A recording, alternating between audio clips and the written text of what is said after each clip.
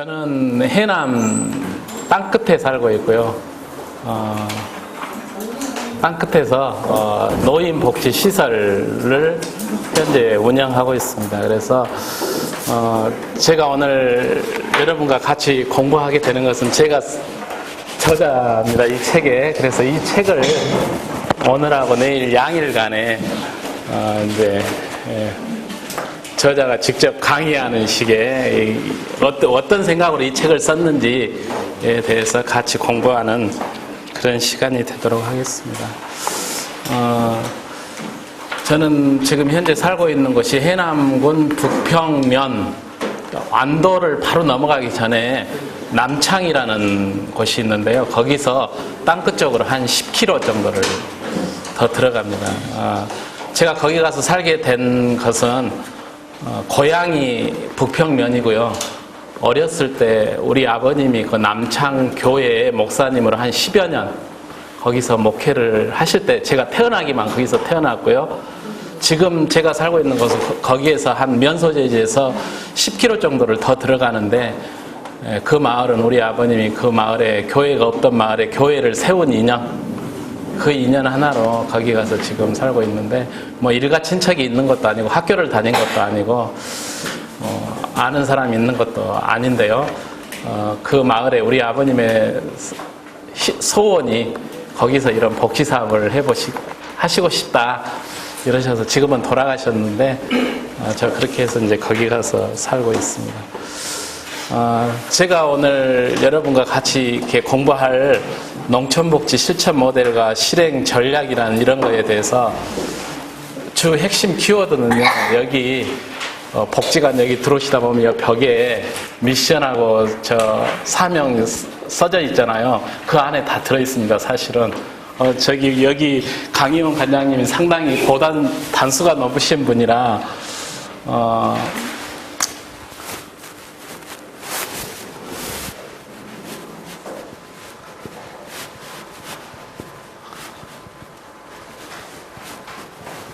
이러거든요. 공자님 말씀에 지지자는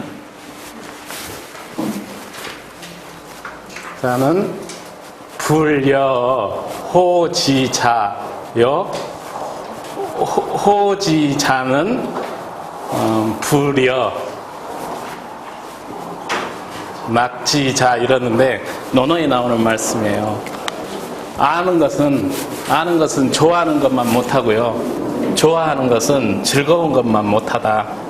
아주 그런 건데 즐겁게 살고 즐겁게 공부를 하는 게 최고의 단수가 높은 거예요. 그래 여기 강산구 복지관 들어다 보면은 낙자 써졌잖아요. 네. 즐거울 낙자. 또 이분이 영광에 사시는 게 여민 동락 해가지고 즐겁게 일을 하시는 거예요. 공부도요. 우리가 지금 이 시간을 이렇게 오늘 내일 공부를 하는데 알아가지고 지식을 쌓아가지고 그걸 평가하고 시험을 본다 그러면 이거 공부 시간이 굉장히 괴롭고 재미가 사실은 없는 거거든요. 의무감에서 해야 되니까. 그런데 나는 농촌에서 복지를 어떻게 하는 거에 대해서 좀 더 배우는 게 좋다. 재미있다 그러면은 좀 더 편하게 공부를 할 수 있는 거고, 나는 이 시간에 여기 와서 새로운 것을 배우고 여러 사람과 같이 교류를 하고 이러는 게 너무 즐겁다 그러면은 즐거운 것만으로도 된 거죠. 일단은 재미있게 즐겁게 직장생활 즐겁게 공부를 하고 또 즐겁게 어떤 자기가 사회복지 실천을 하는 게 가장 중요한 것 같다라는 이런 생각을 합니다. 그래 이제부터 저희 책의 내용을 저희 1장부터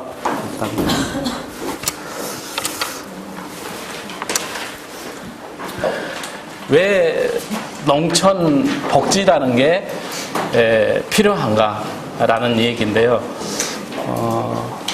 사실은 농업이라는 것은 사람들의 생명을 이어가는 산업이기 때문에 굉장히 중요한 산업이죠.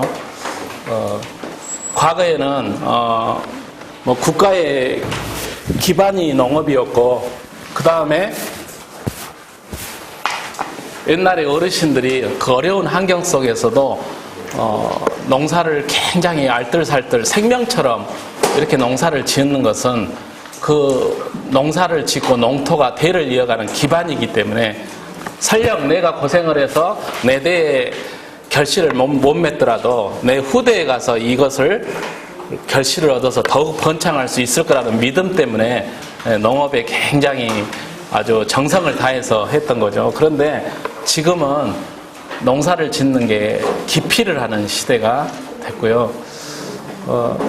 농업이 사양산업, 해봐야 별로 이득이 남지 않는 산업이라고 생각을 하게 됐습니다. 그래, 11월 11일, 여러분 다 아시다시피 이날이 무슨 날이었죠?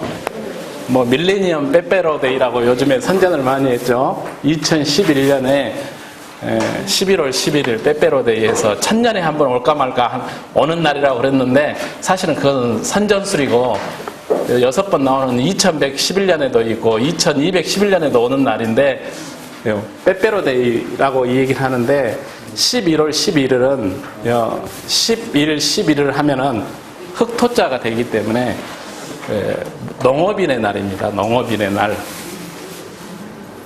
국가 법정 기념일이거든요. 농업인의 날. 이게 그 농업 개방이 되면서 1996년에 농업인들의 자존감을 높이고 그 존중감을 갖게끔 하기 위해서 만들어진 법정 기념일인데 이게 빼빼로데이에 눌려가지고 쌀 한 공기가 빼빼로 과자 한 박스 하나 값도 못한 게 지금 우리 농업의 현실이기 때문에 농촌을 기피하고 사양산업이라고 생각을 한다. 그래서 우리가 기피산업, 사양산업 하면은 되게 3D 업종 그렇잖아요.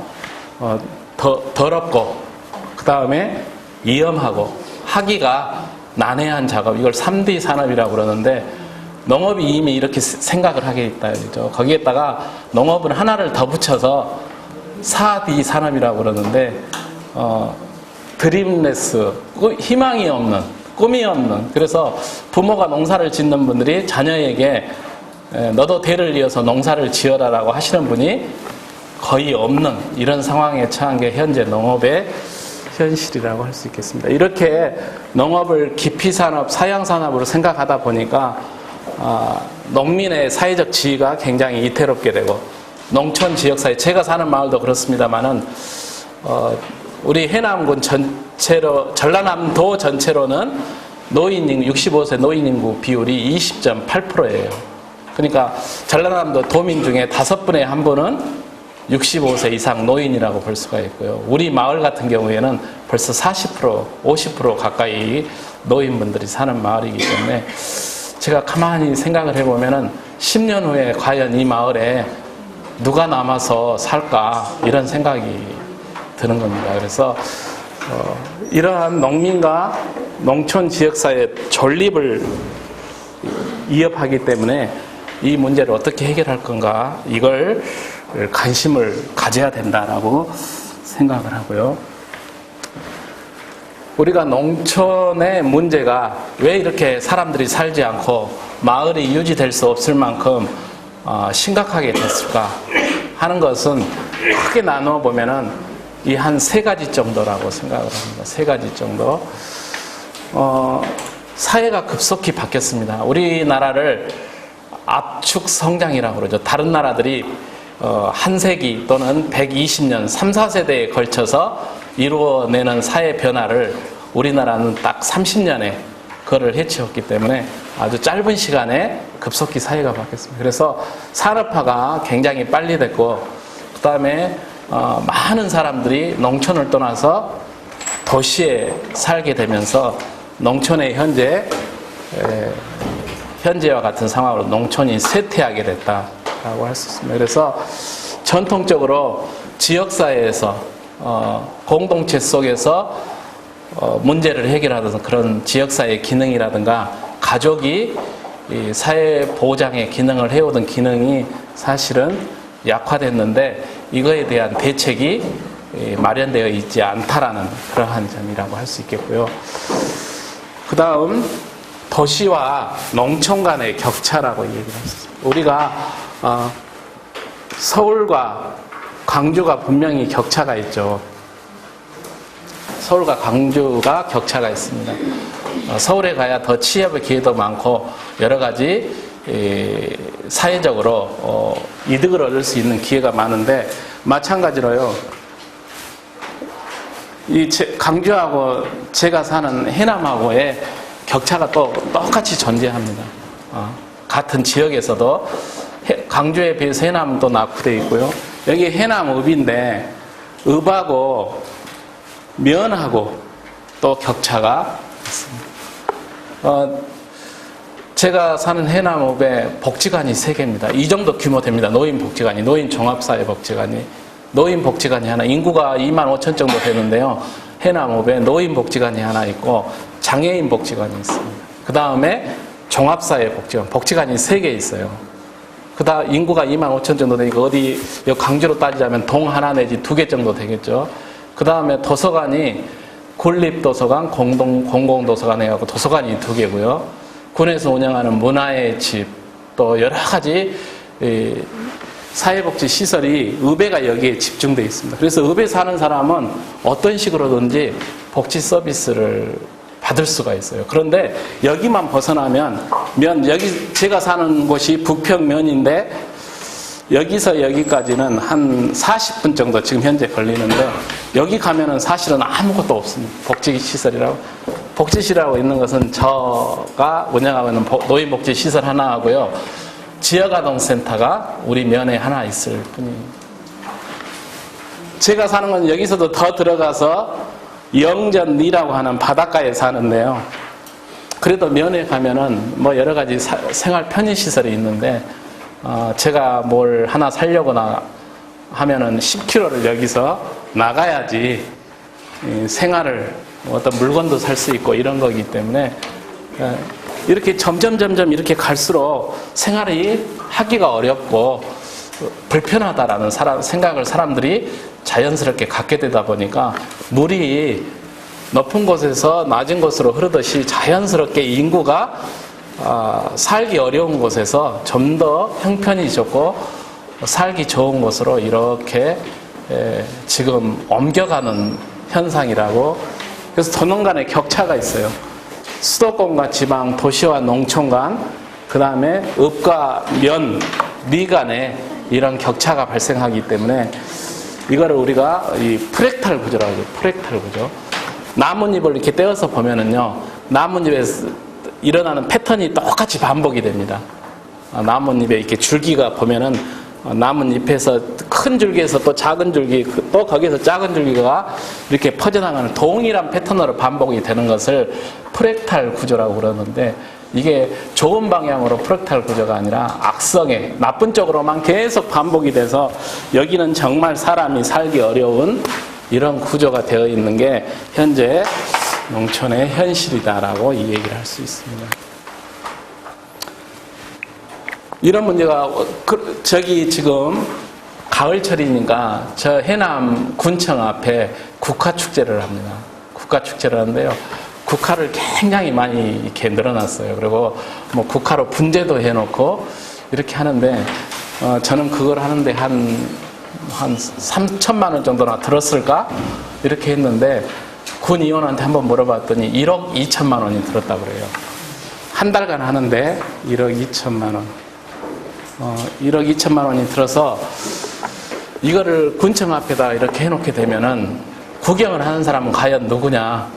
물론 예지에서 관광객이 오기도 하겠지만은요, 공무원들하고 해남 읍권에 사는 사람만 볼 수 있지, 나머지 사람은 거의 보기가 힘들다. 근데 이게 한 달간 하니까 1억 2천만 원이 한 달 후에는 없어지고, 그 다음에 이거를 주관하는 단체가 농업기술센터인데, 사실 농업기술센터는 국화 키우는 것도 중요한 일일 수 있지만은 그 지역에서 필요한 작물을 개발하고, 그 다음에 영농 방법을 개선하고 이런 게 주 목적인데, 여기서 이 예산을 가지고 또 어디다 예주를 주고 해가지고 한 달간 그렇게 하는 것은 좀 아깝다.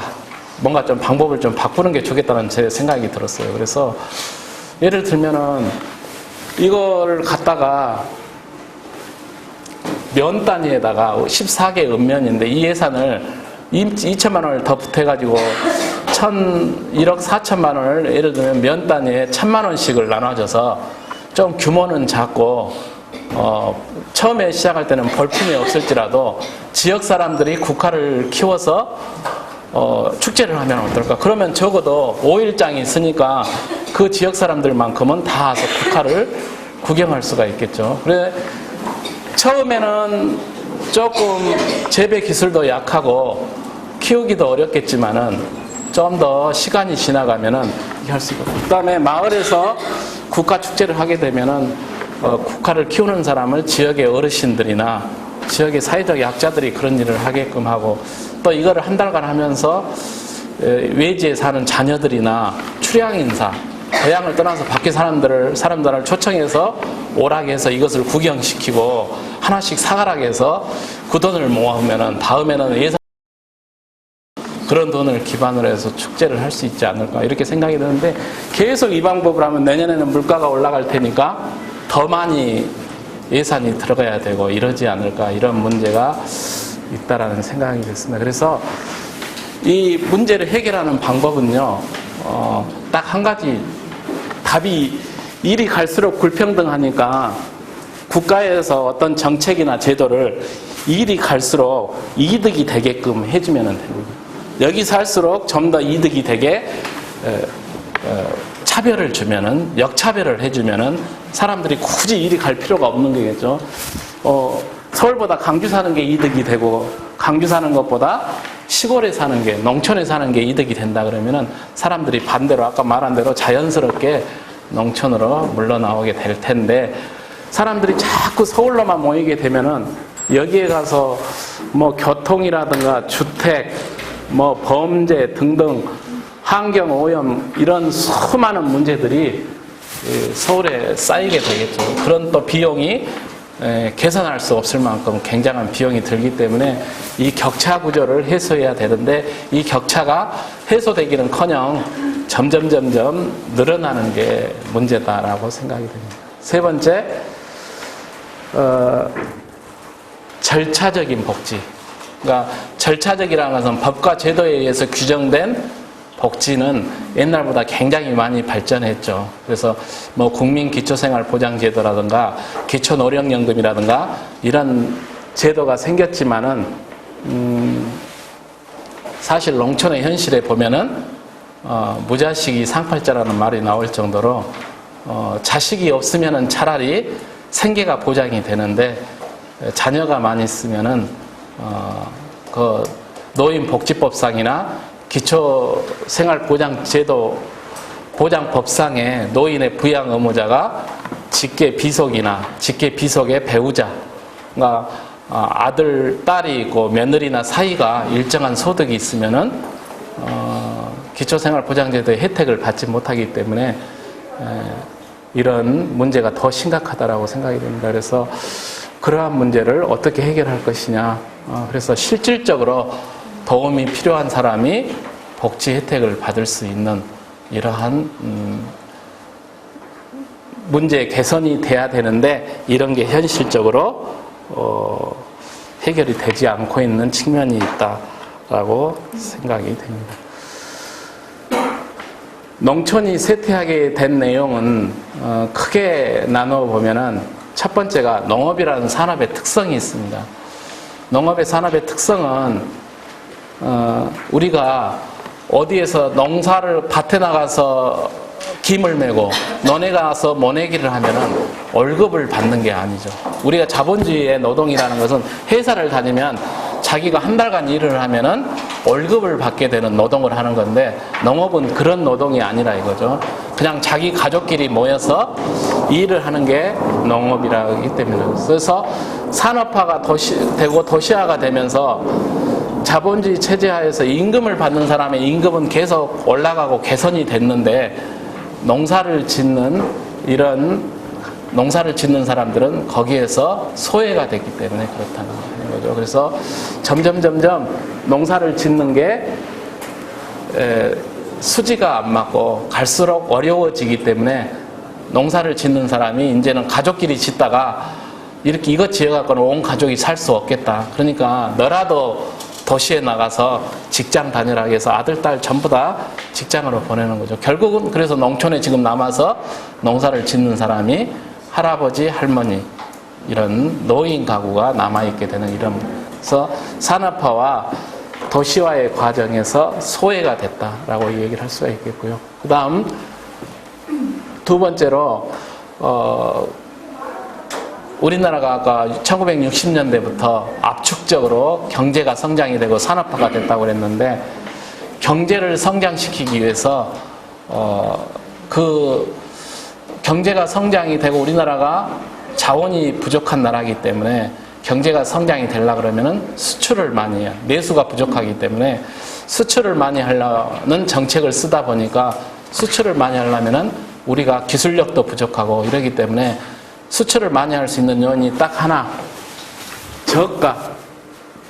우리가 지금 저가 상품 다이소 같은 데 가면은 중국산 제품 우리가 1,000원에 마구 사듯이 이러한 제품을 싸게 많이 만들어서 파는 게 우리나라의 수출 전략이었습니다.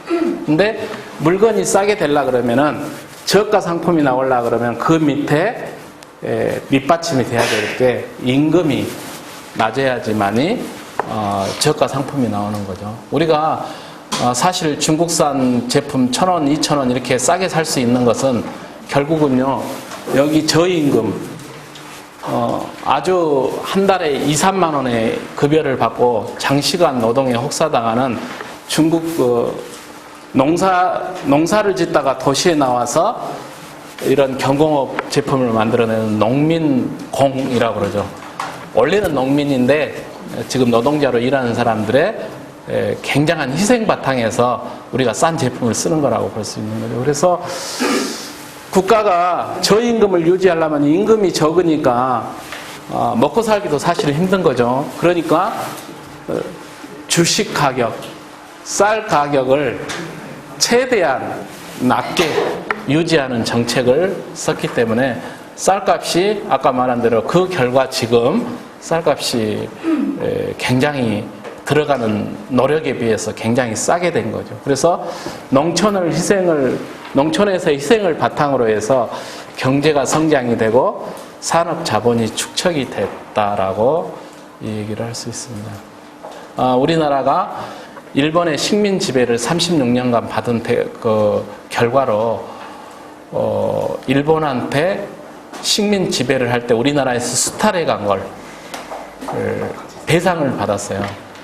그러니까 1945년에 우리나라가 독립을 해가지고 1965년에 한국하고 일본하고 국교가 정상화되기 전까지 협상을 해서 우리나라가 일본으로부터 대일 청구권이라고 그래서요.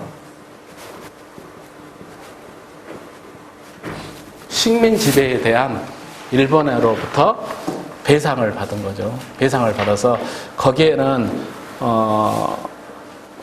무상으로 3억 달러, 유상으로 2억 달러, 그 다음에 일본에서 산업 설비 같은 거를 통해서 3억 달러에서 총 8억 달러인가를 일본으로부터 배상을 받았습니다. 이 배상을 받을 때 지금 문제가 되는 게 이 8억 불을 받는 조건으로 일본이 36년간 우리나라에서 저질렀던 모든 제약은 탕감해주는 식으로 합의가 돼서 이 8억 달러의 모든 게 끝났다라고 정부 간에 협의가 됐어요. 그래서 지금 서울 일본 대사관 앞에 가면은 매주 수요일 날마다 일본군에 그 이안부로 끌려갔던 할머니들이 배상을 하라고 지금 농성을 하는데 그게 1,000회가 넘었습니다. 매주 수요일 날 와서 거기 가서 내 인생이 꽃다운 나이 16살에 망가졌으니 그 인생을 보상하고 잘못을 했다고 사죄를 하라고 지금 이안부 할머니들이 거기 가서 농성을 한 지가 1,000회가 넘었는데 그 기네스북에 올라가 있습니다. 세계에서 제일 오랫동안 한 농성 시로 올라가 있는데 일본의 입장이 그래요. 일본의 입장이 저 8억 불 줄 때 거기에 모든 것이 다 포함이 됐기 때문에 우리가 배상할 의무는 없다. 이런 거죠. 징용을 간 사람, 일본에 강제 징용을 가서 거기에서 아주 혹사당하고 임금도 제대로 받지 못하는 사람들도 배상이 다 끝난 걸로 이렇게 돼 있어서 국가가 아무것도 하지 않고 있다가 이번에 이것은 국가가 국민의 권리를 제대로 보호하지 않는 거라고 헌법 소원을 냈죠. 그래서 헌법재판소에서 국가가 아무것도 안 한 것은 국가의 의무를 위반한 거다 해서 다시 협상을 하라고 해서 마지못해서 지금 우리나라 외교부 장관이 이런 국민들의 요구가 드높고 헌법재판소에서 이런 판결이 나왔는데 다시 협상하자라고 지금 일본에 가서 사정을 하는지 어쩌는지는 모르겠는데요. 이런 겁니다. 그런데 제가 오늘 여기서 얘기하고 싶어 하는 것은 이 8억 불 중에 당시에 일본에 끌려가거나 일본에 쌀을 공출해가고 뭐 너세 그릇을 가져가고 한 사람들은 다 누구냐 그러면 농민이에요. 당시에 우리나라의 산업 구조가 80%에서 90%가 농촌에서 살았기 때문에. 그래서 이 대일 청구권이 자금이 올 때 1억 불 정도를 농촌의 개발, 농업의 발전에 쓰도록 이게 항목이 정해져 있었습니다. 그런데 사실은 박정희 대통령이 중화공업에 초점을 맞추고 이렇게 하면서 포항제철을 만들 때 돈이 없었어요. 돈이 없다 보니까 여기저기 돈을 꾸러갔는데 한국에서 제철소를 만든다는 것은 거의 불가능한 얘기다라고 돈을 안 꿔주기 때문에 결국은 그 박태준 포철 회장이 일본 정부하고 교섭을 해서 이 1억 달러를 농업 발전에 쓸 돈을 제철소를 만드는데 쓰기로, 그 다음에 일본의 제철 회사들이 우리나라한테 기술을 지원하기로 해서 오늘날의 포항제철이 세계적인 기업이 된 겁니다. 그래서 결국은 뭐 잘한 선택이라고 어떻게 얘기할 수도 있겠죠. 포항제철이 망하지 않고 세계적인 경쟁력을 가진 제철 회사가 우리나라에 있게 돼서 그 결과로 이런 자동차 산업이라든가 이런 게 발전이 됐기 때문에. 그런데 결국은 그게 뭐냐 그러면 농촌이 희생이 돼서 우리나라의 산업이 발전이 된 거죠. 그러니까 포항제철은 지금 정도의 상황에서는 농촌에다가 되돌려야 될 사회적인 의무가 있는 겁니다.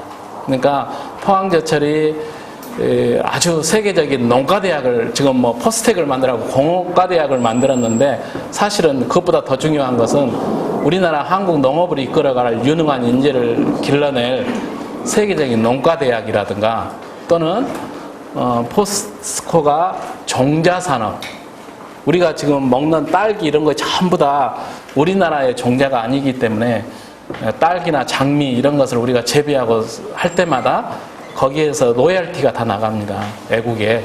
그러니까 그런 데 투자를 해서 싼 가격에 우리나라 농민들이 농사를 지을 수 있게 하는 종자, 이런 농업기술 개발 같은 것을 해야 될 의무가 사실은 포스코한테 있는 거죠. 그래서 포스코한테 그렇게 물어내라고 했더니 포스코는 국가가 옛날에 그 국가 자금으로 해서 낸 것은 한 8천억 정도 되는데 그것은 이미 이자를 붙여가지고 우리가 3조 이상을 국가에다가 갚았기 때문에 우리는 의무가 없다. 이렇게 되는 거고 국가에서는 아무것도 하지 않고 이렇게 되는 거죠. 그렇기 때문에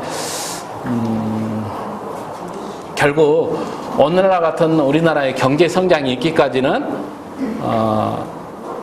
농업의 희생이 바탕이 됐기 때문에 이제 어느 정도 경제가 성장이 됐기 때문에 농업에 그걸 보은이라고 그러죠. 보은. 은혜에 대갚는 이러한 게 필요하다. 근데 이게 안 되면은 좀 그런 문제가 생기게 되겠죠. 그 다음 세 번째, 농촌에서 토지의 소유 형태에 따라서 이렇게 사회 변화에 대처하는 전략이 다릅니다. 그래서 땅을 많이 가진 사람 중농이라든가 또는 어느 정도 약간 가지고 자기 먹을 것 정도를 작업하는 자영농 또는 아무것도 없고 남의 집에 가서 소작을 하는 사람, 이런 사람들에 따라서 사회 변화에 따라서 대처하는 전략이 다르게 돼서 제일 먼저 소작을 하는 사람들 같은 경우가 이촌향도라고 그러죠. 도시를 떠나서 농촌을 떠나서 도시로 향하게 되는 이런 전략의 차이가 가죠. 그래서 노동운동도 마찬가지고 어떤 사회를 문제를 해결하려면 여기 앞에 써진 대로 연대가 돼야 됩니다. 힘을 모아서 조직화가 돼서 문제를 해결해야 되는데 개별적으로 자기 가족별로 대응을 하다 보니까 안 되면 서울로 떠나고 이렇게 되다 보니까 농촌의 문제에 대해서 해결할 수 있는 아무런 대책이 없었다라고 할 수 있습니다. 이 세 가지가 농촌에서 문제가 심각하게 된 이유라고 얘기를 할 수 있겠습니다. 결국 오늘 농촌이 사람이 안 살고 가난하게 사는 이유는 농촌에 문제가 있거나 농촌에서 농사를 짓는 사람들이 게으르고 뭐 문제가 있어서라고는 볼 수가 없는 거고, 사회 구조의 문제, 또 빠른 시간에 산업화 또는 수출을 많이 하려다 보니까 의도적으로 농업을 희생시킨 데에서 발생한 문제라고 볼 수가 있고요. 지금 그런 문제를 본인이 스스로 해결하라고 이 얘기를 하는 것은 굉장히 조금 무책임한 얘기이기 때문에 이 문제를 해결하기 위해서는 국가가 적극적으로 개입을 할 필요성이 있다, 이렇게 얘기를 하겠습니다.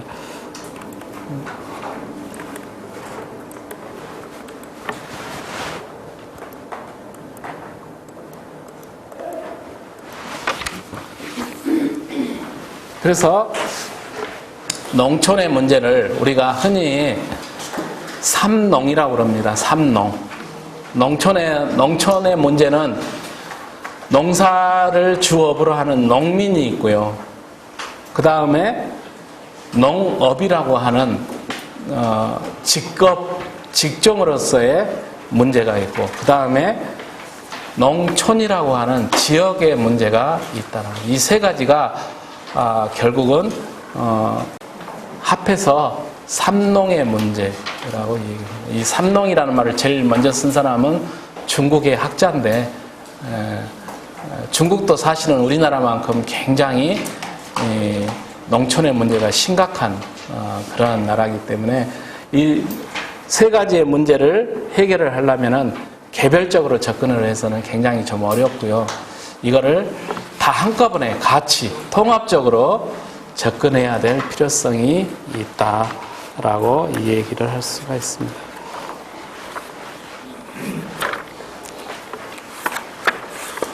제가 지금 이 얘기를 하는 것은 교재를 요약을 한 거기 때문에 지금 나가는 게 24페이지, 5페이지 정도 이렇게. 그러니까 삼농의 문제는 농민이라는 것은 하나의 계급이죠. 사회의 계급이고 계층이기 때문에 농민 문제에 접근을 하게 되면은요, 도시에 사는 사람과 농촌에 사는 사람의 격차, 소외가 주된 이슈가 되는 거고요. 그 다음에 농업에 초점을 맞추게 되면 농업이라는 것은 산업이기 때문에 농업 개방의 문제, 그 다음에 무역 자유화로 인해서 농업이 쇠퇴하는 문제가 이렇게 되는 겁니다. 농촌 하면은 지역의 문제이기 때문에 어떻게 하면은 이농을 막고 이농이라는 것은 농촌에서 아예 농업을 그만두고 도시로 가는 것은 이농이라고 그러죠. 탈농. 농촌에 살면서 요즘 농사를 안 짓는 사람, 탈농이라고 그럽니다. 탈농. 아예 살기는 농촌에 사는데 농사를 아예 하지 않는 사람. 이런 이농과 탈농이 생기면서 지역사회를 유지하는데 이기가 생기는 거죠. 그래서 농사를 지을 사람이 없어서 땅이 묵혀있다라든지, 또는 인구수가 줄어든다든지, 이런 문제로 인해서 지역사회를 유지하는데 이기가 닥치기 때문에 이 문제를 해결하는 게 결국 삼농 문제라고 할 수 있습니다. 그래서 이 세 가지 문제를 잘 해결을 해야지만이 농촌 주민의 삶의 질이 향상이 되고, 그 다음에 농촌 지역사회가 유지될 수 있게끔 하는 게, 이게 결국 삼농 문제 해결의 목표점이라고 얘기를 할 수 있는데요. 이거를 하나씩 해결해서는 문제를 해결하기가 어렵고요. 지금까지 우리 정부가 하나씩 접근을 했어요. 그러다 보니까 돈은 굉장히 많이 썼는데 사실은 결과가 옛날보다 좀 더 살기가 어려워지고 빚이 늘어나고 이런 결과를 가져왔기 때문에 통합적인 세 가지를 한꺼번에 접근을 하는 게 필요하다라고 얘기를 하겠습니다. 그래서 자, 먼저 농민, 이 3농에까지 우리가 살펴보고 좀 쉬도록 하죠. 농민을 계급으로 구분을 하자 그러면은 이렇게 네 단계로 구분을 할 수가 있습니다. 그래서 교재 26페이지 보면은 농민의 계층 구분. 일본의 오와시라는 학자가 농민을 구분한 건데, 부농이라는 사람은 상당한 규모의 농업 경영, 농사를 지으면서 농업 이외의 영업, 산림을 가지고 있다든지, 또는 가족만이 아닌 다른 사람을 고용해서 농업과 농업 이외의 산업을 하는 사람. 그래서 다른 사람의 노동력을 착취할 가능성이 있는 사람을 부농이라고 얘기를 하고요. 근데 중농이라는 것은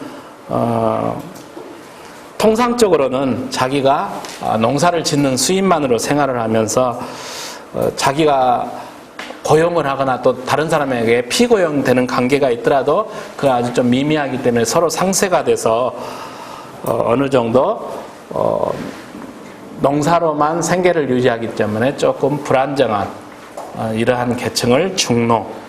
그 다음 빈농이라는 것은 여기 가난한 농부죠. 그래서 농업을 하기는 하지만은 규모가 굉장히 영세하기 때문에 생계를 위해서는 임노동수, 다른 집에 가서 일을 해주고 임금을 받아야지만이 생활이 가능한 사람. 그 다음 농촌 노동자. 이 사람은 전혀 농지 같은 게 없어서 주로 다른 사람 집에 가서 일을 해줌으로써, 노동을 함으로써 생계를 유지하는 무상 계급, 그러니까 계급적으로 접근하니까 프롤레타리아의 계층에 속하는 사람, 이렇게 계층을 구분을 하는데, 결국 농촌에는 지금 이러한 계층이 혼재되어 있다라고 볼 수가 있겠죠. 그래서 그렇지만은 전체적으로 도시에 비해서 소득이 낮고 사회복지 혜택에서 소외가 되어 있기 때문에 여기에서 살기가 어려워서 결국 이농을 하고 탈농을 해서 도시로 가더라도 결국은 도시의 빈곤층으로 전락을 하는 이러한 문제가 나타나게 된다라고 할 수 있습니다. 그래서 아까 중국의 농민공을 얘기를 했는데 굉장히 중국에서 심각한 문제가 되고 있는데요. 이렇게 중국에 이렇게 지도가 있으면은 이렇게 되는 거죠.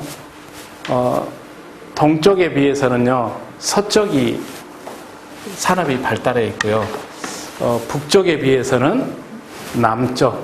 그래서 주로 경제가 지금 발달된 곳이 이게 상해를 중심으로 한 이쪽입니다. 그래서 중국 정부의 정책이 선부론입니다. 선부론. 등소평이 얘기하는 게 다 같이 잘 살기는 힘들고 어느 한쪽이 먼저 부자가 되고 그 부자가 돼서 경제가 발전하면은 아랫목이 먼저 따뜻해지면은 그 열기가 점점 윗목으로 퍼져가게 될 거다.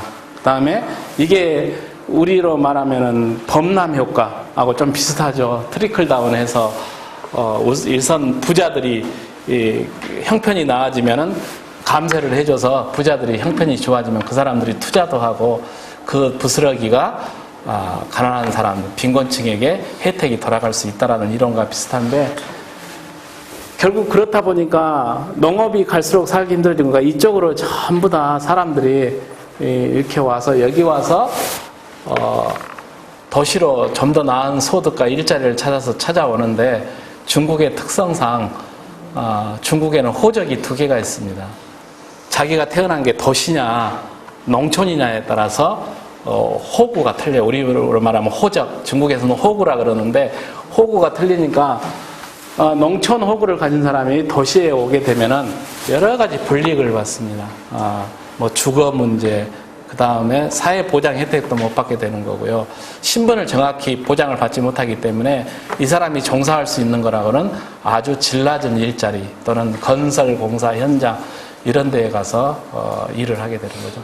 그렇지만은 농촌이 살기 힘드니까 전부 다 사람이 이쪽으로 오는 거예요. 그래서 중국의 농촌 마을, 특히 내륙부의 농촌 마을에 남아있는 사람은 어린아이와 부녀자, 그래서 중국의 농민공 때문에 생긴 가부, 생가부의 신세를 면치 못하고 있는 사람이 6천만 명이라고 그러니까는요, 우리나라 인구보다도 훨씬 더 많잖아요. 굉장히 심각한 문제 있습니다. 그래서 사실은 중국이 17세기까지만 해도 세계에서 가장 문명 수준이 높고 잘 사는 나라에 속합니다. 그런데 19세기 말 20세기 초에 서구 열강한테 아주 굴욕을 당하면서 나라 땅도 뺏긴 게 홍콩이고 마카오고 이런 거죠. 뺏기고 굉장히 수치스러운 일을 당했는데 지금은 굉장히 다시 또 나라의 국력이 왕성해져서 G2 미국과 중국이 서로 패권을 다투는 이런 형태가 돼서 지난번에 G20 정상회의 할 때 그 후진타오 중국 주석이 제일 한가운데 서고 전부 다 세계 정상들이 오바마한테 가서 이렇게 친하게 지내려고 하는 게 아니라 중국 주석한테 가서 서로 친하게 지내려고. 왜? 중국이 지금 쌓아놓은 달러가 3조 달러가 넘습니다. 중국의 애완 보유고가. 만약에 중국이 지금까지 사서 쟁여놓은 미국의 국채를 한꺼번에 갚아주라고 미국에다 들이밀면은 미국이 부도날 지경에 이렇게 되는 거죠. 근데 그렇게 못하는 이유는 중국이 결국 그렇게 많은 돈을 쌓게 된 것은 미국에 수출을 해서 쌓은 돈이니까 미국이 망하면은 자기도 그러니까 그런 극단적인 조치를 할 수는 없겠지만은 그만큼 중국의 경쟁력이 강해졌습니다. 그래서 중국이 다시는 다른 외세의 그 나라를 뭐 뺏긴다거나 또는 어떤 수치스러운 일을 당할 일은 없을 거라고 보는 거고요. 중국에 문제가 있다 그러면은 결국 뭐냐? 이거 내부의 문제. 그래서 특히 농촌의 문제를 굉장히 심각하게 생깁니다. 그래서 그 교재 25페이지에 보면은요, 중국 공산당이 매년 초에 전체가 모여서 회의를 합니다. 올해 우리 중국 공산당이 중국에서 해야 될 가장 중요한 문제를 거론을 해서 그거를 문서로 공식화하는 게 중앙 1호 문건이라는 거예요. 근데 이게 보면은 2004년부터 2011년까지 제일 중요한 주제가 뭐냐 그러면은 농촌의 문제를 해결하는 거.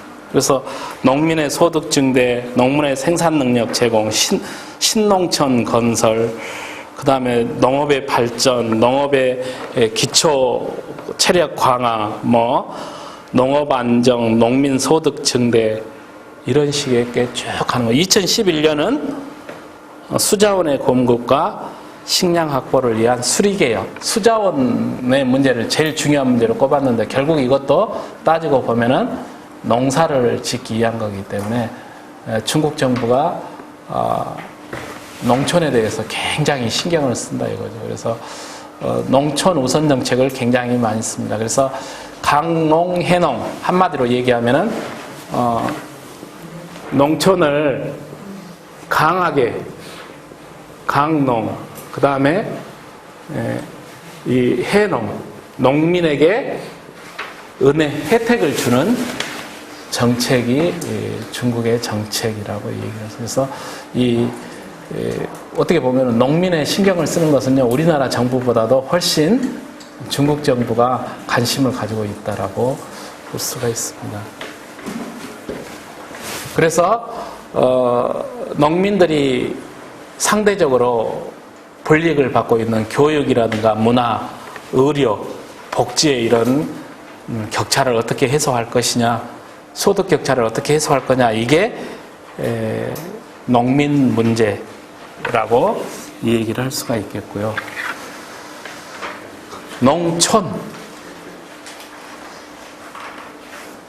농촌이라는 것은 이렇게 크게 나누면은 농촌을 보는 관점이 이렇게 틀립니다. 그래서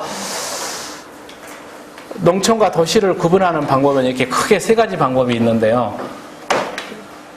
도시, 농촌 나눠서 이렇게 구분을 하는 것은 이분법이라고 그럽니다. 그래서 도시와 농촌을 서로 다른 형태로 구분을 하는 거죠. 그래서 우리가 교재 31페이지에 보면은 농촌과 도시의 개념을 비교한 표가 있습니다. 그래서 농촌은 인구가 적고 도시는 많고, 그 다음에 농촌은 주로 1차 산업이고 도시는 2차, 3차 산업, 이런 식으로 특징을 구분하는 것은 도시와 농촌을 서로 이념적으로 구분하는 형태가 되겠습니다. 그래서 이분법이라고 합니다. 그런데 이게 사회가 많이 바뀌다 보니까는요, 도시와 농촌을 확실히 구분하기가 어렵게 됐습니다. 그래서 우리가 흔히 도시와 농촌을 어떻게 구분을 하냐 그러면은요, 도시, 농촌, 어떤 통계 자료를 낼 때도 도시는 주소가 동으로 나가는 사람, 동부라고 그래요. 동부. 자기 주소가 무슨 동, 이렇게 나가는 거예요. 여기 운남동이니까 도시죠. 이렇게 나가는 사람. 근데 도시가 읍이라든가 주소가 면부로 되어 있는 사람은 농촌이라고 과거에 통계를 낼 때도 이렇게 냈습니다. 그런데 이게 사실은 사회가 변화가 되고 도시화가 되면서 이렇게 구분하기는 어려워졌다라고 합니다. 그래서 이거를 대처하기 위해서 나오는 게 이쪽으로 가면은 도시, 이쪽으로 가면 농촌, 이렇게 해서 어떤 특성을 가지고 인구수라든가 아까 산업 이런 걸 가지고 그 지역이 도시 쪽에 가깝냐 농촌 쪽에 가깝냐라고 얘기를 하는 거예요. 그래서 지금 보면은요, 여기 무안군, 삼양읍, 남항리, 도청 옆에거든요. 근데 주소지가 무안군입니다. 여기 완전히 신도시, 아주 주소 농촌부지만은 최고의 도시에 완전히 가까운 거죠. 도시에 가까운 거예요. 그래서 남항리는 농촌이라고 볼 수가 없고 도시라고 봐야 되는 거죠. 그 다음에 목포시에서도 언도심, 옛날에 번양에는 뭐 번정통이라고 옛날에 일제시대에 그러면은 도시 점점 사람이 비고 빈집이 많아서 도시보다는 좀 어디 지자체 읍 단위만큼도 번화하지 않은 상황이 됐기 때문에, 예, 그런 상황에서 이쪽은 농촌, 여기는 도시지역 이렇게 보자는 것이 도시 농촌 연서법, 어떤 이렇게 선에다 놓고 이 지역이 도시적인 특성을 갖느냐 농촌적인 특성을 갖느냐라는 것을 보자라는 방법일 수 있죠. 그런데 이제 이것이 최근에 도시와 농촌을 구분하는 방법인데, 그러면은 어떤 요인을 가지고 도시의 요인, 농촌의 요인을 따질 거냐 하는 것은 논란의 여지가 있는 거죠. 세 번째로 요즘에 나오는 얘기는 도시와 농촌을 그렇게 구분하는 것 자체가 별로 타당하지 않는 거고, 도시와 농촌은 순망치한 이와 입술의 관계이기 때문에 두 개를 따로 구분하는 것 자체가 문제다. 그래서 도시와 농촌은 서로 상호 의존을 하고 있고 서로 영향을 주고받는 관계에 있기 때문에 도시와 농촌은 일체다, 이렇게 이제 보는 이론도 있는데, 이것은 최근에 나온 얘기라서 이론적 기반이 좀 취약한 이러한 상황에 놓여 있다고 할 수 있습니다. 그래서 결국은 농촌의 문제는 뭐냐 그러면은 농촌의 지역사회를 어떻게 유지할 거냐 하는 그런 문제가 되겠습니다. 그래서 이거는 우리나라보다도 먼저 산업화가 된 일본에서도 똑같이 겪는 문제예요. 그래서 33페이지에 보면은요, 그 집락의 구분 이렇게 해놨는데, 이것은 일본의 오노 아키라라는 사람이 일본의 농촌에 그 마을을 구분해 놓은 건데요.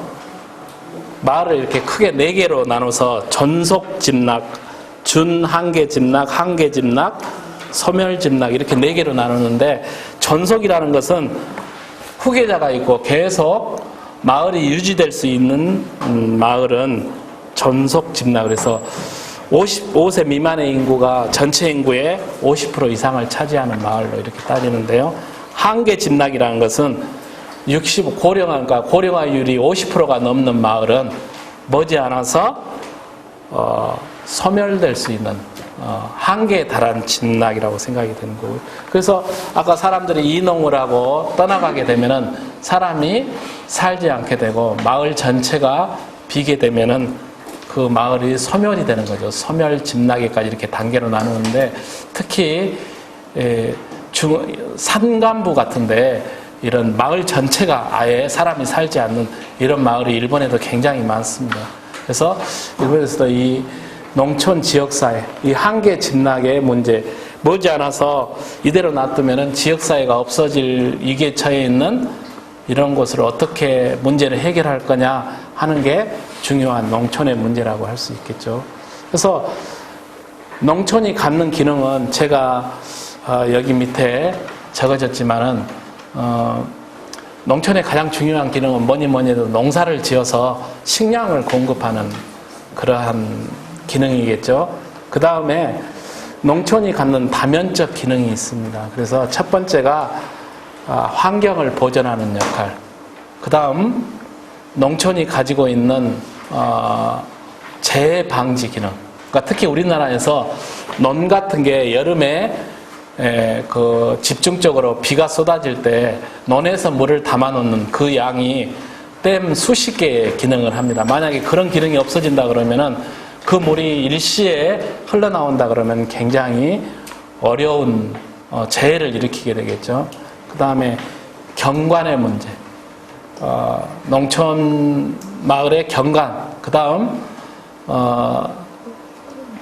농촌의 논밭이 가지고 있는 대기의 정화 기능이라든가 이러한 게 전부 다 우리가 돈으로는 계산할 수 없는 그런 기능이네요. 그 다음에 농촌이 가지고 있는 전통 문화의 기능, 자연 순환 기능, 그 다음에 도시와 농촌 간의 네트워크를 형성할 수 있는 이러한 도농 간의, 요즘에 아까 저기 도농 공생설이 나오면서 도시와 농촌 간의 상생 공동체를 만들어 가기 위한 이러한 기능이 농촌이 가지고 있는 기능이라고 이 얘기를 할 수 있습니다.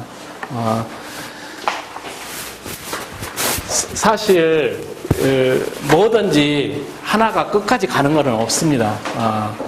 유행도 이렇게 뭐가 유행하다가 또 한계가 달하라면은 새로운 게 유행을 하듯이 사람들이 도시에 나가서 전부 다 도시에서 사는 것도요, 일정 정도 포화 상태, 임계치라고 그러죠.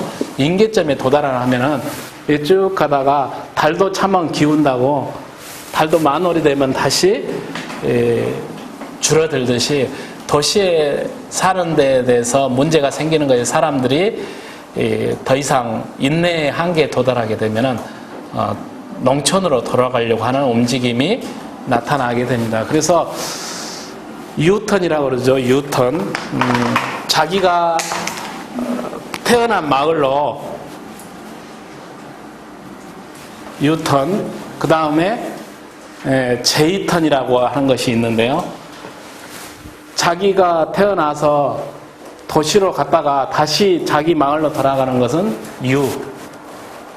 자기가 태어난 마을에서 도시로 갔다가 자기 마을로 간 게 아니라 내가 해남에서 태어났는데 저기 사기가 장흥이 좋다 그러니까 장흥쯤 가서 사는 것은 제이턴이라고 부릅니다. 제이. 중간에 가다가 멈췄으니까.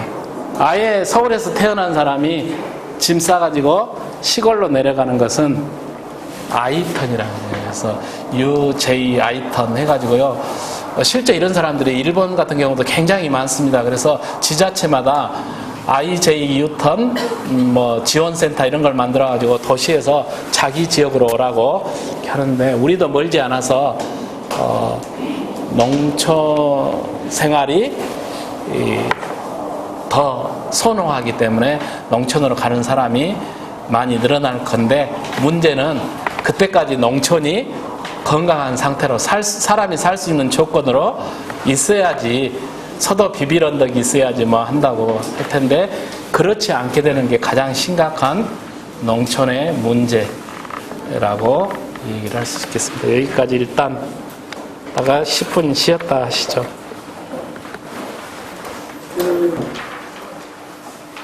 농업이라는 것은 굉장히 어려운 산업이고요. 그거는 왜 그러냐 그러면은, 다른 산업은 사람이 어떻게 할 수가 있거든요. 공작물을 만든다거나 집을 짓는다 이런 것은 사람이 어떻게 날밤새서라도 할 수가 있는데, 농업이라는 것은 이런 6가지 특성이 있기 때문에 농업이라는 것은 굉장히 어려운 산업이라고 할 수 있는데, 첫 번째, 지금 당장 생기는 문제인데요. 배추값을 보면은 작년에는 금값이었다가 올해는 똥값이라고 이렇게 되는데, 생산량의 예측이 어렵습니다. 그 다음에 계획을 세우기도 사실은 어렵습니다. 왜냐 그러면은 사람이 혼자서 하는 게 아니라 토지나 기후의 문제가 있기 때문에 그렇습니다. 그래서 지금 배추 올해 너무 많이 심기도 심고 잘 떼가지고요. 올해는 다 폐기를 해야 되고, 설령 배추가 평년작이 됐다 할지라도 올해는 수요가 없을 판이에요. 왜냐 그러면 고추가 안 돼가지고 고추값이 너무, 고춧가루 값이, 양념값이 비싸가지고 김장을 절반 이하로 줄이겠다는 사람들이 굉장히 많거든요. 그러니까 배추 이거 수급을 조절하기가 굉장히 어렵습니다. 이게 거기에 들어가는 전체가 수급이 맞아야지 이게 되는 거기 때문에 이렇습니다. 생산성 향상. 삼성에서 생산하는 반도체는 매번 집적화를 해가지고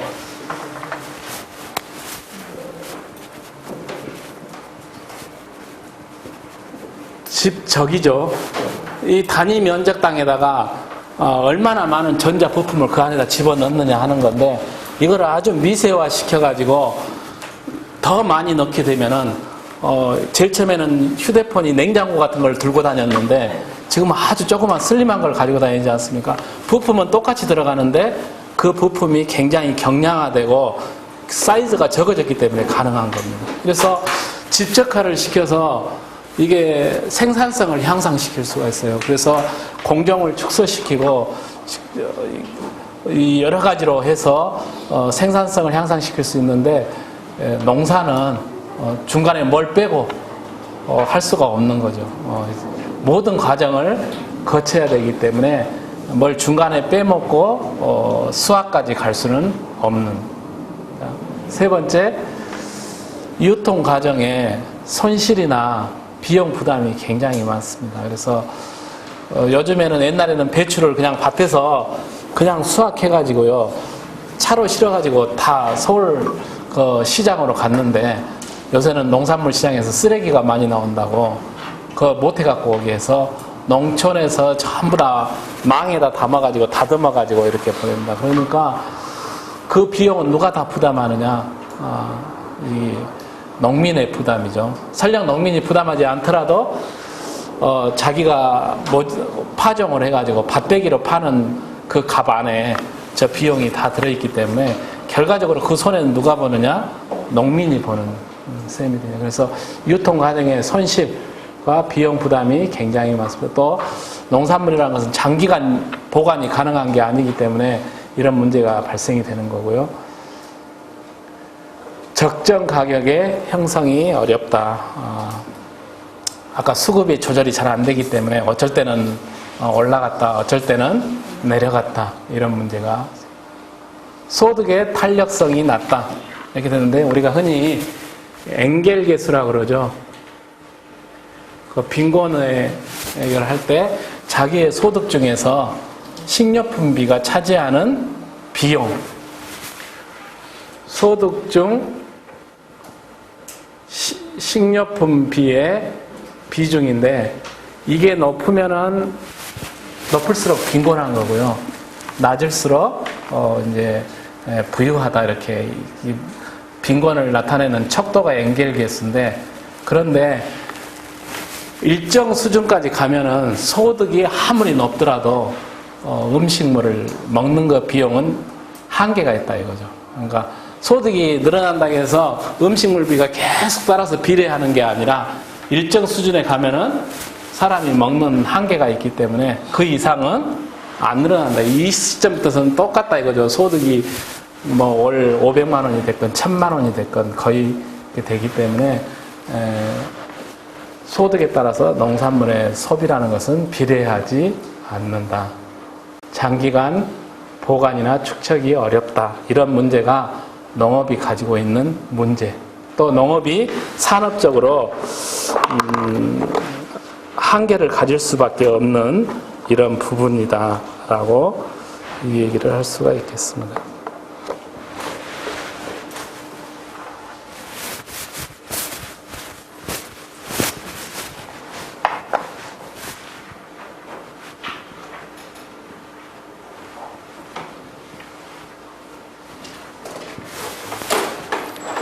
과거에 우리의 농업은 자급 중심이었습니다. 그러니까 특별한 경우가 아닌 한은 그 지역에서 생산해서 그 지역에서 다 소비하기 위한 것. 그래서 품종이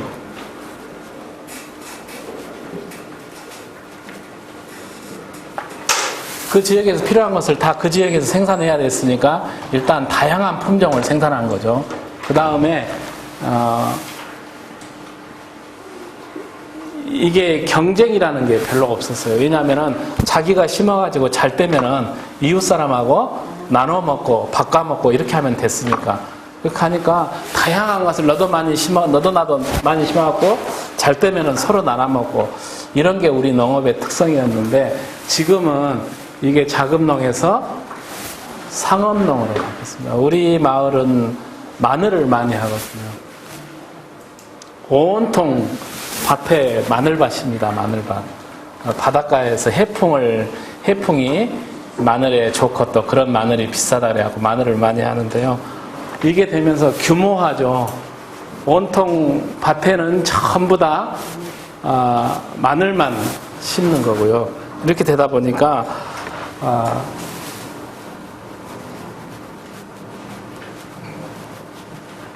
단일 작물만 심게 되면은 지력이 떨어집니다. 그러니까 결국 지력이 떨어지니까 그거를 보충하기 위해서 화학 비료를 많이 쓰는 거고요. 화학 비료를 많이 쓰면은 작물이 웃자란다 그러죠. 웃자라면은 식물의 내병충해성이 떨어지기. 그러면 다시 또 농약을 뿌리고.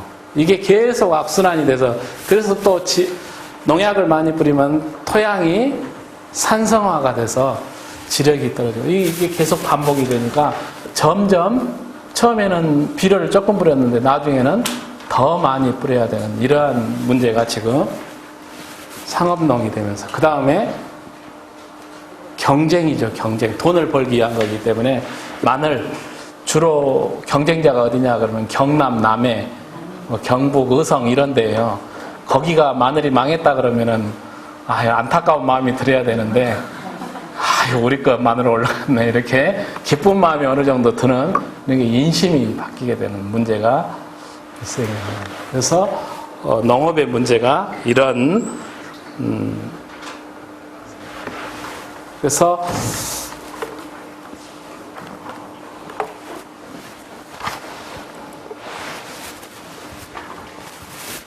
우리나라의 농업의 가장 중요한 산업은 뭐냐 그러면은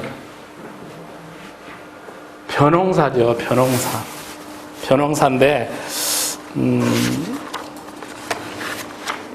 우리나라가 농사를 짓기에는 좋은 조건이라고 생각합니까? 어떻게 생각하세요? 우리나라가 농업을 하기에 좋은 조건일까요? 우리나라는 다른 나라에 여러분 이렇게 다른 나라에 해외여행을 하신 가까운 일본만 가서 보더라도 우리하고 조금 비슷한 상황이 있지만은 유럽 같은 데를 가서 보면은 우리나라는 농사 짓기에 조금 좋은 조건이라기보다는 안 좋은 조건인 쪽이 상당히 많습니다. 왜냐 그러면 일단은 기후가 문제가 있어요. 우리는 옛날에 자랑할 것이 없을 때 사계절이 뚜렷하고 맑은 푸른 하늘이 우리나라의 자랑거리라고 얘기를 했는데, 작물이라는 것은 이렇게 생육을 해야 되는데 기후가 혹한기가 있어요. 겨울에 너무 춥다 이거죠. 너무 추워도 작물이 성장을 멈추는 거고, 그 다음에 혹서기, 여름에 너무 더워도 작물이 제대로 성장을 못하는데 혹서기와 혹한기가 많기 때문에 일단 작물 성장에 이 시간에 문제가 된다 이거죠. 그 다음 두 번째, 밖에 나가서 농업 생활을 하는 것이 이축을 받게 되는 거예요. 너무 덥거나 너무 추워도 이런 문제가 농업에 불리한 점이에요. 그 다음 우리나라의 농업에 불리한 점은 농지가 많지 않다라는 거죠. 농지가 우리나라의 산지가 7할이에요. 70%가 산지고 나머지 30%가 농지이기 때문에 이렇게 평평한 땅이 별로 많지 않다 이거죠. 그래서 농사를 지을 때 경사지가 많아요. 경사지가 많은데 경사지가 많다라는 얘기는요, 이 표면의 토지, 흙, 표토가 유실된다라는 얘기가 되거든요. 표토의 유실. 그래서 땅에 영양분은 어디가 제일 많냐 그러면은요, 땅이 이렇게 있다 그러면은 요 밑으로 들어가면은 영양분이 별로 없습니다. 땅에 영양분이 많은 것은 요 표면에 부식물이나 미생물이 있기 때문에 이게 땅의 영양소인데, 이렇게 경사져 있으면은 비가 폭우가 내리면 이게 다 밑으로 쓸려 내려간다 이거죠. 그러니까 땅에서 굉장히 영양덩어리가 비가 오면은 쉽게 쓸려간다는 게 우리 농촌의 문제, 농업의 불리한 점의 하나라고. 이게 영양이 유실되기 때문에 결국은 아까 얘기한 대로 유실된 영양을 보충하려고 그러면은 거기에다 또 화학비료 뿌리고, 화학비료가 땅을 산성화시키고, 그 다음에 그 비료가 질소질 비료가 이게 생물을 웃자라게 하는 비료인데, 그러니까 마트나 어디에 가서 상추 같은 거 살 때 너무 파랗고 잘 자란 것은 질소질 비료를 굉장히 많이 뿌린 거예요. 그러니까 야채식이 좋다 그래가지고 그런 걸 많이 먹잖아요. 그러면 질산염이라고 질소질 비료에 남아있는 성분이 우리 몸속에 축적이 돼가지고 오히려 더 안 좋습니다. 그러니까 야채는 적당히 크고 색깔도 너무 안 파랗고 이런 게, 비료를 많이 치면 그렇게 된다. 그래서 이런 문제가, 그래서 질소질 비료가 뿌리면은 그게 다 작물이 다 흡수를 하냐 그러면 그게 아니고요. 비가 오면 씻겨 내려가고 그게 땅속으로 들어가고 해서 지하수가 오염되고요, 강이 오염되고, 그게 최종적으로는 어디까지 흘러가냐 하면은 바다로 흘러가서 바다의 만이라든가 바다의 갯벌을 또 오염시키는 이런 문제가 되기 때문에 비료를 애국 같은 데서는 무조건 뿌리게 하는 게 아니라 총량을 규제를. 근데 우리는 마구마구 뿌리잖아요. 그래서 이런 관계로 비료를 토양의 질, 우리 항토가 원적 개선이 나오고 항토가 좋다라고 우리가 생각을 하지만은 작물이 생육하는 데는 노란색 흙보다는요 검정색 흙이 훨씬 영양분이 많은 흙입니다. 그래서 검은색 흙, 노란색을 띈다는 것은 흙 속에 철분 성분이 많다라는 이러한 거기 때문에 작물의 성장에는 검은색 흙이 좋은데, 제주도 한번 가보시면은요, 제주도 왠지 전체가 좀 새캄새캄한 땅이 그렇잖아요. 제주도 땅 농사짓기에 꽤 좋은 땅입니다. 그런 땅이 그 영양분이 굉장히 많은 땅인데, 그래서 그 유기물이 많지 않은 땅, 우리 이쪽에서 이렇게 보는 땅은 유기물이 조금 적은 땅이기 때문에 땅이 이렇게 가지고 있는 영양 성분이 상대적으로 적은 땅이기 때문에 우리나라 땅이 농사 짓기에는 아주 좋은 땅은 아니다. 그렇기 때문에 그것을 그러면 수천 년 동안 우리 조상님들은 어떻게 해서 그 농사를 지었을까? 각고의 노력이 있었어요. 옛날에 마을마다 비석을 딱 이렇게 세워놓습니다. 기회자는 장 30, 기분자는 장 50. 집에서 불을 떼가지고 재를 아무 때나 갖다 버린 사람은 권장이 30대고, 분뇨를 아무 때나 버리는 사람은 장이 50. 그러니까 필요가 없을 때 그런 거 천연 유기물 성분에다가 그 다음에 퇴비 같은 것을 이렇게 숙성시켜서 땅에다가 갖다 집어넣고 이렇게 하고 땅의 지력을 보존한 거죠. 굉장한 각고의 노력을 통해서 생산성을 이어온 건데, 이런 문제가 그래서 예를 들면은 필리핀 같은 나라 1년에 벼농사를 산모작을 하는 거죠. 산모작 3번을 짓습니다.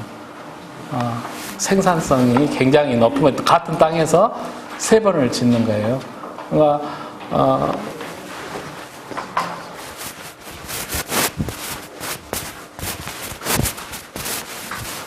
자, 벼농사를 얘기하다 그게 나왔는데, 쌀에는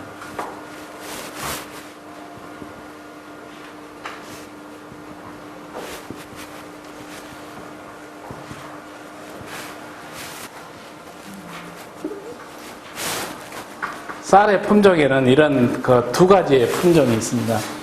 그러니까 쌀의 원산지는 어디냐? 쌀의 원산지는 이렇게 벼의 모든 이렇게 DNA를 추적해 보면은 인도의 아셈 지방이 쌀의 원산지다라고, 이렇게 인도가 벼의 원산지다라고 생각을 하는데, 정작 세계에서 제일 오래된 벽시는 어디에서 발견이 됐냐 그러면은요, 우리나라가 최고 기록을 가지고 있어요. 충북 청원의 설오리에서 발견된 벽시가 세계에서 최고로 오래된 벽시니까 우리나라가 원산지라고는 할 수 없고, 그렇게 오래전부터 이 땅에서 벼농사를 지었다라고 얘기를 할 수가 있는데요. 이 쌀은 이렇게 길쭉해가지고 찰기가 없는 쌀이에요. 인디카에서 안남미라고 해서 월남쌀, 이렇게 찰기가 없는 쌀. 자포니카라는 것은 이렇게 통통해가지고 점착력이 있는 쌀, 이런 건데, 우리나라가 식량을 자급한 해가 1977년이에요. 쌀 작업을 했는데, 쌀 작업을 어떻게 했냐 그러면은, 우리나라에서 예전부터 먹어오던 쌀하고 이 쌀을 서로 이렇게 교잡을 시키는 거예요. 교잡을 시켜서 돌연변이종을 갖다가, 그게 세계 미국연구소라는 그 앞자를 따서 IR667한데, 교잡을 한 667번째 쌀이 우리가 통일벼 계통의 쌀. 그래서 교잡을 해가지고 나온 쌀을 우리나라에 와서 시험 재배를 해가지고 그걸 가을에 걷어진 것을 또 어디로 가져가냐면은 다시 필리핀으로 가져가가지고, 우리나라는 겨울에 농사를 못 지으니까 필리핀에서 농사를 지어가지고 그거를 수확해갖고 그 종자를 우리나라에 또 여기저기에다 퍼쳐가지고 만든 쌀이 통일벼 계통의 쌀입니다. 그래서 1977년에 우리나라가 쌀을 작업을 했어요. 쌀 작업을 했는데, 그 전에는요, 이전에는 쌀 작업이 안 됐기 때문에 우리 세대는 전부 다 학교에서 도시락 검사한 적 있죠. 혼분식을 얼마나 하느냐. 또 무미일이라 해가지고 매주 수요일하고 토요일 날은 식당에서 쌀밥을 못 팔았어요. 분식을 팔게끔 한 해가 있어요. 그게 해제된 해가 1997년 쌀막걸리도 못 이렇게 하다가 1977년부터 이게 됐는데 1978년에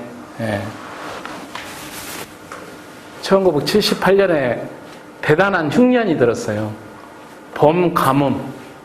봄에 비가 10mm밖에 안 왔으니까 10mm면 땅 살짝 적실 정도인데 비가 안 왔어요. 그래서 그 다음에는 여름에는 너무 또 비가 많이 오고 강우가 오고 겨울에 수학 때 변종 도열병이라는 게 이렇게 그래가지고 당시에 봄에 비가 오니까요 학교에서 학생들을 학교 그만 나오라 그러고 농촌에 가서 얘들 하나라도 막 물 떠다 날르는 모내기 하려고 학교를 나오지 마라 한 적도 있었고요. 그 당시에 전남 도지사가 김보현 씨였어요. 분이 이름이 끝머리 현자가 이 현자를 썼는데 도지사 이름에가 불화자가 들어가서 비가 안 온다고 이 양반 탓을 할 정도로 민심이 흉흉할 정도로 이렇게 됐었어요. 그래서 그 해에 통일배를 심었는데 이게 돌연변이가 나오게 되면은 병충해가 또 생각지 않은 병충해가 나오게 이렇게 해서 1978년이 굉장한 흉년이 들었었어요. 그래서 결국 1979년에 11.6 사건이 나게 된 데는 그 해에 흉년이 들어가지고 사람들의 민심이 굉장히 흉흉해지니까 도저히 이런 사람하고는 못 살겠다. 이렇게 해서 그 다음에 여러 가지 사회적인 부마 항쟁이라든가 이런 것이 나와서 결과적으로 이어졌다라는 게 역사를 또 다른 축에서 해석하는 사람들이에요. 그러니까 우리가 지금 이명박 대통령 정부에 대해서 굉장히 반감을 가지는 사람들이 가지는 것들이 먹고 살기가 일단은 어려우니까 잘 살게 해준다고 했는데 전부 다 그런 거나 마찬가지로 그런 문제가 발생한다는 거죠. 1980년에는 5.18 강조 민주화 운동이 일어난 해인데 그 해에는요, 하늘이 노했는지 여름에 비가 굉장히 많이 왔어요. 5.18이 나던 해에 비가 많이 왔습니다. 여름에 비가 무려 며칠이었냐면 한 45일 정도 왔어요. 그래가지고 여름이 더운 게 아니라 여름이 서늘서늘했어요. 냉해를 입었어요. 냉해. 그러니까 모내기를 하면 여름이 뜨거워야지 이렇게 쑥쑥 자라고 결실이 맺는데 그 해에 그래서 굉장한 흉년이 들었어요. 1900. 올해가 그 해하고 한 30 몇 년 만에 그때하고 기상 상태가 비슷했어요. 올해가 장마가 45일, 50일 가까이 됐습니다. 근데 올해는 다행스럽게 끝나고 나서 막판에 늦더위가 막 몰려와가지고 어느 정도 소출이 이렇게 보상이 된 건데 그렇지 않았으면은 1980년도에 재판이 나왔을 뻔해요. 그래가지고 전두환 정권이 들어섰는데 첫 해부터 전두환 정권을 잡았는데 이 첫 해부터 흉년이 났기 때문에요. 민심이 굉장히 흉흉했잖아요. 그래서 그거를 해결하려다 보니까 전 세계 쌀을 사러 이렇게 스페인, 이탈리아까지 가서 쌀을 사러 갔는데 물건을 파는 사람들이 상대방이 막 급하다 그러면은 어서 가져가라고 하는 사람은 별로 없어요. 그 시기를 이용해서 일단 가격을 2배 내지 3배를 비싸게 받고요. 올해만 사갈 것이 아니라 장기 계약, 3년, 5년 계약을 해서 이걸 계속 사가야지 판다. 이런 조건을 붙여서 우리나라가 그때 외국에서부터 쌀을 수입해왔어요. 그때부터 사실은 쌀이 남기 시작해요. 그 뒤로는 흉년이 별로 안 들었는데 계속 쌀이 들어오니까 지금 농협창고에 이렇게 계속 하는 쌀은 그때부터 이월되기 시작한 쌀이 지금까지 남아있는 셈이 되는 거죠. 그러니까 올해 같은 경우도 우리나라에서 소비하는 쌀만큼이나 겨우 생산이 된 거지 풍년이 든 것은 아니라 이거죠. 그러니까 점점 쌀이라는 것이 부족할 위기에 처했다. 농협에 있는 창고에 있는 쌀은요 너무 오래돼가지고 사실은 우리가 먹을 수 없는 쌀이 많습니다. 그건 빨리 어느 한쪽에서는 가축 사료라도 풀어야 된다 이렇게 하는데 어떻게 사람이 먹는 쌀을 짐승한테 먹여야라고 그런 또 시각이 있기 때문에 이러지도 못하고 저러지도 못하고 농협 창고에다 싸놓고 있는데 보관 비용이 엄청나게 들어가는 그런 문제가, 그래서 이 농업의 문제는 금방 제가 몇 가지 사례를 들었듯이 인구가 증가돼서 1970년에 아까 통일벼 같은 쌀을 개발한 게 이제 어느 정도 한계에 도달했다 이거죠. 하나의 더 에피소드를 얘기하면은요, 박정희 대통령이 녹색혁명에 굉장히 관심이 많았어요. 어찌든지 쌀을 작업해야 되겠다라고 생각을 해서 그래서 원래 쌀 품종 이름은 뭐 동진벼 그러면은요, 전라북도 김제에 포장이 있어갖고 거기서 종자를 이렇게 가져온 것은 동진벼라고 이름을, 그러니까 그 씨앗을 육성한 지역명을 따는 게 종자의 이름이에요. 근데 벼 이름 중에 노풍벼하고 내경벼라는 게 있어요. 노풍벼가 1980년도에 백수현상이라고 추수기가 됐는데 완전히 이삭이 하얗게 말라 죽는 병이 생긴 품종인데, 박정희 대통령이 이렇게 쌀 작업을 위해서 노력하는 사람들은 애국자고 이 사람들은 길이길이 이렇게 그 이름을 기억해야 된다고 해가지고 그 당시에 쌀 품종을 개발하고 관리하던 책임자인 박노풍이라는 분의 이름을 따서 노풍벼라고 이름을 붙였어요.